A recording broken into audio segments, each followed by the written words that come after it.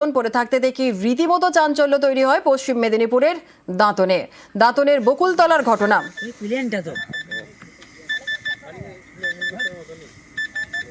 ধান জমিতে বিশাল আকারে ধান জমিতে ড্রোন পড়ে থাকতে দেখে চাঞ্চল্য পশ্চিম মেদিনীপুরের দাঁতনের বকুলতলার ঘটনা। আরো বিস্তারিত জানাবে শঙ্কর রয়েছে আমাদের সঙ্গে। শঙ্কর, এই বিশাল আকার ড্রোন কোথা থেকে এলো, কি জানা যাচ্ছে? দেখো, ধান জমিতে হঠাৎ করে একটি ড্রোন এসে পড়ে, তার বিকট যে শব্দতে প্রায় বলা যায় আতঙ্কিত হয়ে পড়ে স্থানীয়রা যখন ছুটে আসেন তখন দেখেন যে একটা বিশাল আকারের ড্রোন সেখানে পড়ে রয়েছে। এরপরেই তারা খবর দেয় দাঁতন থানার পুলিশকে। পুলিশ এসে এলাকাটাকে ঘিরে রাখে এবং এক্সপার্টদের ডাকা হয়। এরপরেই জানা যায় যে সেই ড্রোনটাকে উদ্ধার করে তারা নিয়ে যায়। এবারে যেটা জানা যাচ্ছে যে এই ড্রোনটি যখন সন্ধ্যেবেলা পুলিশ যেটা জানিয়েছে যে এই ড্রোনটি কেন্দ্রীয় সরকারের একটি সংস্থা, তারা পরীক্ষামূলক চালাচ্ছিল, সে কোনো কারণে আনকন্ট্রোল হয়ে এই ড্রোনটি পড়ে গেছে, তারা উদ্ধার করে নিয়ে গেছে বলে জানা গেছে। বেশ একেবারে ধন্যবাদ। রাত 2:30-3টা দিকে এরকম বিকট আওয়াজ হয়ে এখানে মাথায় পড়ে যায়। খবর দিতে আমরা পাশাপাশি সাইড থেকে ছুটে এসে যখন দেখি ক্যামেরার মতো ড্রোনের মতো পড়ে আছে, তবে আমরা প্রশাসনকে খবর দিই। আর শুধু দাঁতন নয়, বকখালির সৈকতেও ড্রোন উদ্ধারে রীতিমতো চাঞ্চল্য অমরাবতী গ্রামে। মাছ ধরতে যাওয়ার পথেই নজরে আসে ড্রোন, বিশাল আকার একটি ড্রোন। এই ড্রোনকে ঘিরে রীতিমতো চাঞ্চল্য সৃষ্টি হয়েছে। আনিশ রয়েছে আরো বিস্তারিত জানাবে। আনিশ, বকখালি সৈকতে ড্রোন উদ্ধার, কি জানা যাচ্ছে, কোথা থেকে ড্রোন এলো? একেবারেই দেখো, বকখালির অমরাবতী যে গ্রাম রয়েছে সেই গ্রামের সমুদ্র তটেই এই ড্রোন দেখতে পান স্থানীয় মৎস্যজীবীরা। গতকাল দুপুরেই যখন মাছ ধরতে যাচ্ছিল মৎস্যজীবীরা, তখনই দেখেন যে সমুদ্র তটে এই বড় একটি ড্রোন পড়ে রয়েছে। এরপরে রীতিমতো চাউল হলেই স্থানীয় লোকজন জমায় পরবর্তী সময়ে করে পুলিশের প্রাথমিক অনুমান যে ড্রোনটি উদ্ধার হয়েছে সেই ড্রোনটি শিখরা নামের ড্রোন। মূলত ইন্ডিয়ান নেভি এবং ইন্ডিয়ান আর্মি এই ড্রোন প্রশিক্ষণের জন্য কিন্তু ব্যবহার করে, যা মূলত এই শিখরা ড্রোন উচ্চ গতিতে এবং উচ্চতায় উঠতে পারে। কারণ শত্রুপক্ষের যে বিমান এবং মিসাইলের আচরণ করে, যা কিন্তু মিসাইল টার্গেট নামানো হয়।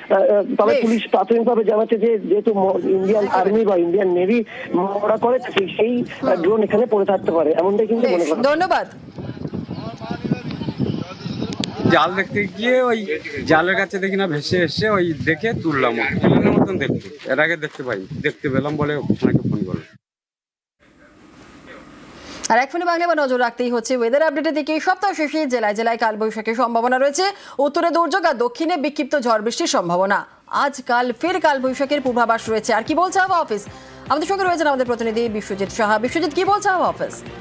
দেখো, আজ বঙ্গোপসাগর থেকে জলীয় বাষ্পের পরিমাণ আরো বেশি বাড়বে, অর্থাৎ জলীয় বাষ্প ডুববে, তার ফলে বজ্রগর্ভ মেঘ তৈরি হওয়ার সম্ভাবনা বাড়বে। আগামী কাল এবং পরশু অর্থাৎ শুক্রবার এবং শনিবার দক্ষিণবঙ্গে কালবৈশাখীর সম্ভাবনা রয়েছে এবং আগামীকাল পশ্চিমের জেলাগুলিতে বেশি এবং তারপর কলকাতা সহ দক্ষিণবঙ্গের সব জেলাতেই কালবৈশাখীর মতো পরিস্থিতি তৈরি হতে পারে শনিবার, এমন সম্ভাবনার কথা জানাচ্ছে আলিপুর আবহাওয়া দপ্তর। তবে আগামীকাল শুক্রবারেও পুরুলিয়া, বাঁকুড়া, পশ্চিম বর্ধমান, বীরভূম এবং মুর্শিদাবাদ এই জেলাগুলি এবং কিছুটা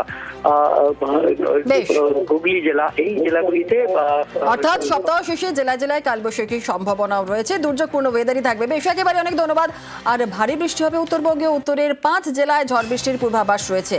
কোন কোন জেলায় ঝড় বৃষ্টির পূর্বাভাস রয়েছে? পার্থ প্রতিম রয়েছে, আরো বিস্তারিত বলবে। পার্থ, গত কয়েকদিনের মতো গতকাল রাতেও কিন্তু উত্তরবঙ্গের বেশ কয়েক জেলায় কিন্তু বৃষ্টিপাত হয়েছে, ঝড়ের সঙ্গে ছিল ঝোড়ো হাওয়া।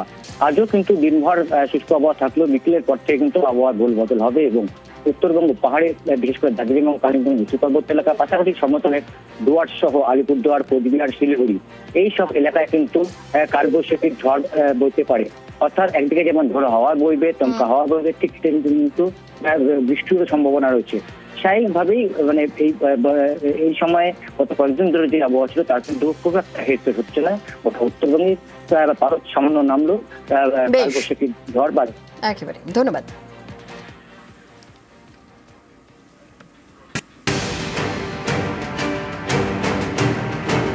মেঘলা আকাশ, এরই মাঝে বীরভূমের রামপুরহাটে শিলাবৃষ্টি।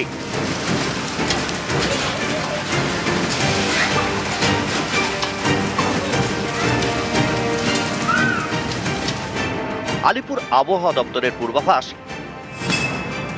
আগামী শুক্রবার এবং শনিবার রাজ্যে কালবৈশাখীর সম্ভাবনা। ওই দুদিন উত্তরবঙ্গ এবং দক্ষিণবঙ্গের বিভিন্ন জেলায় ঝড় বৃষ্টি, এমনকি শিলাবৃষ্টিরও পূর্বাভাস দিয়েছে আবহাওয়া দপ্তর। 20 আর 21 তারিখে দক্ষিণবঙ্গ এবং উত্তরবঙ্গের সমস্ত জেলাতেই বজ্রবিদ্যুৎ সহ বৃষ্টিপাত, তার সঙ্গে সঙ্গে কিছু কিছু জেলায় 60 থেকে 70 কিলোমিটার পার আওয়ার পর্যন্ত দমকা হওয়ার সম্ভাবনা রয়েছে। তার মানে হচ্ছে আমাদের 20 আর 21 তারিখে আবার আমাদের কালবৈশাখীর প্রভাবটা বেশি হওয়ার সম্ভাবনা রয়েছে। বুধবার উত্তরবঙ্গ এবং দক্ষিণবঙ্গের কোথাও মেঘলা আকাশ,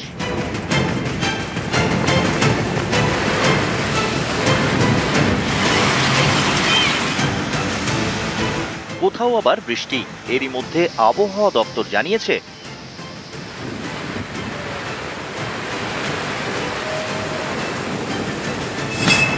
বৃহস্পতিবার পুরুলিয়া, ঝাড়গ্রাম, পশ্চিম মেদিনীপুর, বাঁকুড়া, মুর্শিদাবাদ, পূর্ব বর্ধমান এবং পশ্চিম বর্ধমানে বজ্রবিদ্যুৎ সহ বৃষ্টি হতে পারে। আগামী দুদিনে মূলত আমাদের পশ্চিমের জেলা যেমন বীরভূম, মুর্শিদাবাদ এবং পশ্চিম বর্ধমান, পুরুলিয়া এবং পশ্চিম মেদিনীপুর, ঝাড়গ্রাম এই জেলাগুলোতে বিক্ষিপ্তভাবে হালকা থেকে মাঝারি বৃষ্টিপাত, বজ্রপাত সহ হওয়ার সম্ভাবনা রয়েছে। কিছুটা দমকা হাওয়া হতে পারে। বাকি জেলাগুলোতে বিক্ষিপ্তভাবে 1-2 জায়গায় বৃষ্টি হতে পারে, তবে মূলত শুষ্ক ওয়েদারই থাকবে। উত্তরবঙ্গের 5টা জেলাতে বিক্ষিপ্তভাবে কোথাও কোথাও হালকা থেকে মাঝারি বৃষ্টিপাত এবং হালকা দমকা হাওয়া থাকার সম্ভাবনা রয়েছে। এরপর সপ্তাহ শেষে ঝড় বৃষ্টির সম্ভাবনা, রবিবার থেকে হাওয়া বদল।